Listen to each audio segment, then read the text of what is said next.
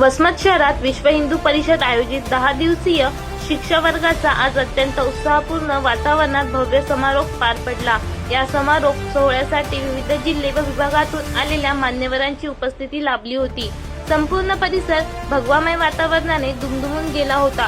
कार्यक्रमादरम्यान विविध क्षेत्रातील मान्यवरांचा शाल, श्रीफळ आणि पुष्पगुच्छ देऊन सत्कार करण्यात आला। त्यानंतर झालेल्या व्याख्यानामध्ये हिंदू जागृती, संस्कार संघटन आणि सर्व धर्म समभाव यावर प्रभावी मार्गदर्शन करण्यात आले।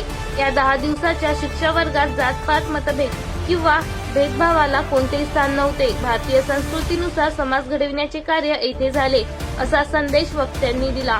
यावेळी शिवाचार्य विनूपक्ष महाराज मुखेडकर यांनी आपल्या प्रभावी वाणीतून उपस्थितांना धर्मरक्षण, संस्कार आणि समाजसेवेचा उपदेश दिला।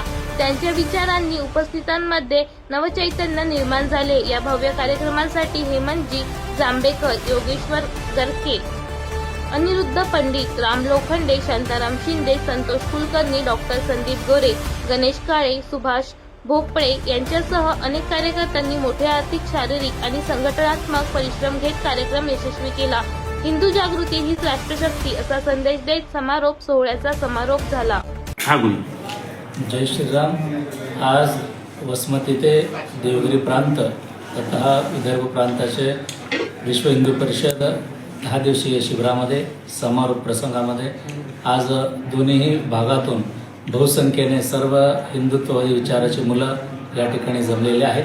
त्या सर्व मुलांना 10 दिवसामध्ये देव, देश, धर्माचं प्रति चांगला विचार आणि जीवन स्वतः जगावा आणि सर्व समाजातील सर्व जाती मत पंथातल्या लोकांना एकत्र घेऊन जगण्याकरिता चांगले विचार गेले 10 दिवसामध्ये जवळजवळ 40 सत्रामध्ये अनेक विचार, चिंतन, मंथन या ठिकाणी करण्यात आलं।